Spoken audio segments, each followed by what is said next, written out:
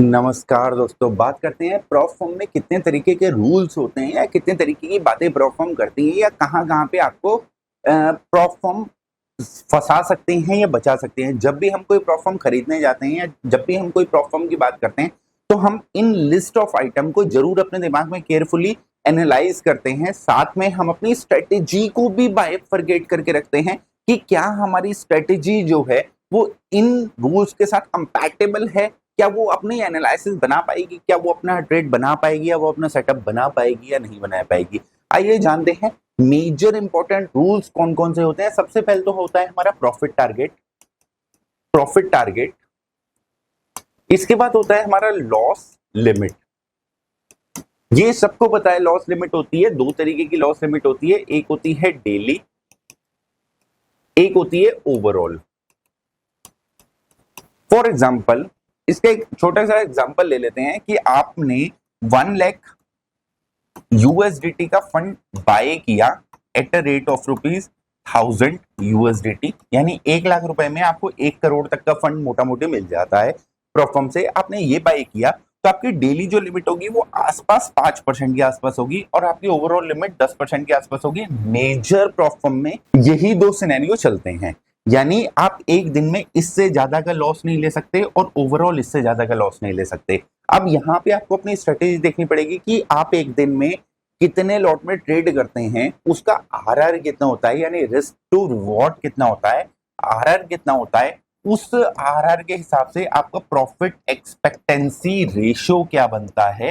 Profit expectancy ratio क्या बनता है, मान लीजिए कि आपका जो ट्रेड लगता है, आपका जो सेटअप बनता है वो बनता है 1:117, यानी आप 1 रुपए का रिस्क लेते हैं और 17 रुपए का टारगेट लेते हैं।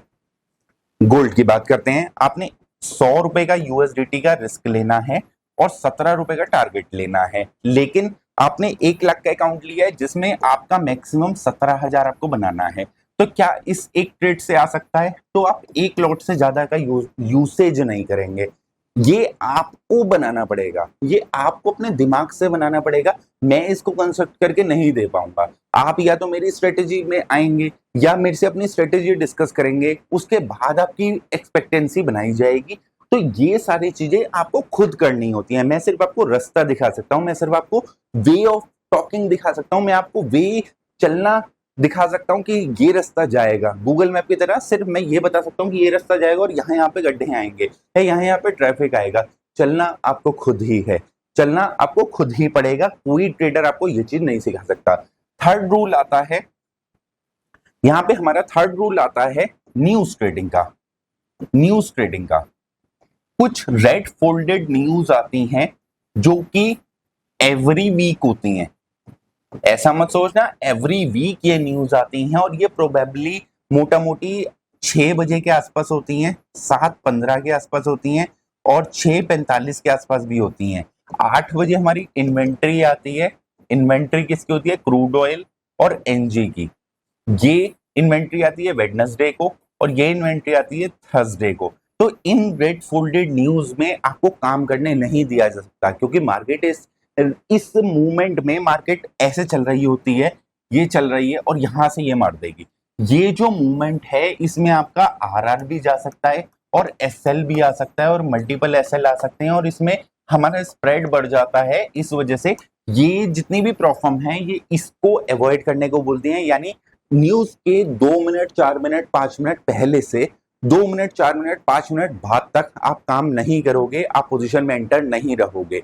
बहुत सारी फर्म ऐसा भी बोलती हैं कि आप न्यूज फ्लो कर सकते हो, प्रॉफिट नहीं बुक कर सकते। बहुत सारी ऐसी बोलती हैं कि आप न्यूज फ्लो भी नहीं कर सकते, आपको पहले ही सौदा ब्रेक करना पड़ेगा और उसके बाद आप दोबारा ले सकते हो।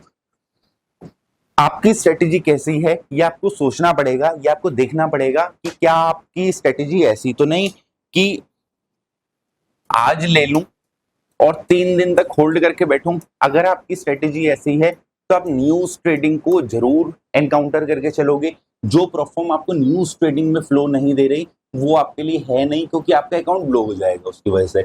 ये हार्श रूल होते हैं सारे के सारे, ये जितने भी होते हैं हार्श रूल होते हैं। इसके बाद चौथा जो आता है वो आता है कंसिस्टेंसी। कंसिस्टेंसी में बहुत सारी तरीके की ये लोग कंसिस्टेंसी को यूज करते हैं, जैसे प्रॉफिट, यानी कि आप एक दिन में इतनी परसेंटेज से ज्यादा का प्रॉफिट नहीं बना सकते। ये लोग नंबर्स में भी कैलकुलेट करते हैं, स्कोर्स में भी कैलकुलेट करते हैं, परसेंटेज में भी कैलकुलेट करते हैं। तो ये चीज आपको ध्यान रखनी पड़ेगी। इसके हिसाब से आप अपने आरआर डिसाइड करोगे, आरआर के हिसाब से आप क्वांटिटी डिसाइड करोगे, देन यू विल मैनेज कि आपको कितना फंड बाय करना है, और देन यू विल डिसाइड कि आपको कितनी क्वांटिटी के साथ ट्रेड करना है इस फंड में। तो आप सोफिस्टिकेटेडली प्रॉफिट को बना पाओ या निकाल पाओ या देख पाओ। इसके बाद हमारा आता है क्वांटिटी। ये बहुत सारी कंपनीज ये भी लगाती हैं कि आप 1 लॉट 2 लॉट 5 लॉट से ज्यादा नहीं कर सकते। यानी कि आप एक यूएस ऑयल में मान लीजिए मैं 1 लॉट यूज कर रहा हूं, तो आप XAU USD में आप 5 लॉट यूज नहीं कर सकते। ऐसा भी बहुत सारी कंपनीज रूल लगाती हैं, ये करती हैं, ये सारी चीजें होती है। तीसरा आता है कि आप क्वांटिटी चेंज ही नहीं कर सकते, आप चेंज ही नहीं कर पाओगे क्वांटिटी को। यानी कि आपने 1 लॉट अगर डिसाइड कर लिया, आपने पहली पोजीशन 2 लॉट पे बना दी, तो आपको सारी ओवरऑल कंसिस्टेंसी 2 लॉट पर ही रखनी पड़ेगी, उससे नीचे आप नहीं जा पाओगे, नहीं जा पाओगे और नहीं जा पाओगे। तो इस तरीके के कंसिस्टेंसी रूल चलते हैं। इसके अलावा कुछ प्रोहिबिटेड स्ट्रेटेजी रहती हैं, प्रोहिबिटेड स्ट्रेटेजी रहती हैं जैसे मार्टिंगल। इन स्ट्रेटेजी को आप भूल जाओ, मैं आपको हिंदी लैंग्वेज में, सिंपल लैंग्वेज में समझा देता हूं। एवरेजिंग नहीं करोगे, ना पॉजिटिव में ना नेगेटिव में। एवरेजिंग पॉजिटिव का मतलब है कि आपकी पोजीशन प्लस में है तो आप एवरेज कर रहे हो, वो भी नहीं करोगे। माइनस में है तो एवरेज कर रहे हो, नहीं करोगे, चाहे क्वांटिटी आपकी मैनेज क्यों ना हो। Averaging not allowed. एक बार ट्रेड ले लिया तो एसएल या टारगेट, डेट्स इट। बहुत सारी कंपनीज ये भी स्ट्रेटेजी के साथ यूज करती हैं कि आप बिना स्टॉप लॉस और टेक प्रॉफिट के ट्रेड नहीं डालोगे। अगर आप डालते हो तो हार्श रूल माना जाता है। इसके अलावा आप कॉपी ट्रेड नहीं कर सकते, एक्सपर्ट एडवाइस नहीं ले सकते, आईपी रूल्स के भी कई फर्म देती हैं।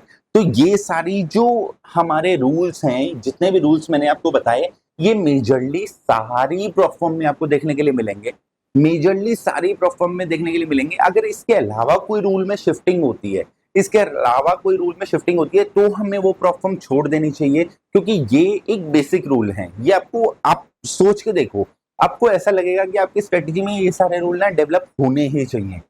क्यों होने चाहिए आप समझो। अगर आप स्टॉप लॉस और टारगेट के बिना काम कर रहे हो तो आप ट्रेडर नहीं बन सकते।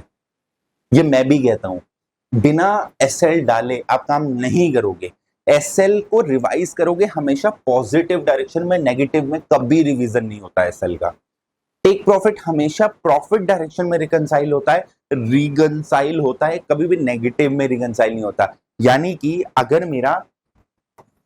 ये मेरा एंट्री है, ये मेरा एसएल है और ये मेरा टारगेट है, तो हमेशा मैं इसको नीचे की तरफ फ्लोट करूंगा और इसको भी नीचे की तरफ फ्लोट करूंगा। कभी भी ये रिवर्स डायरेक्शन में ऊपर फ्लोट नहीं किए जाएंगे। ये आपका रूल होना ही चाहिए, ठीक, ये आपका रूल होना ही चाहिए।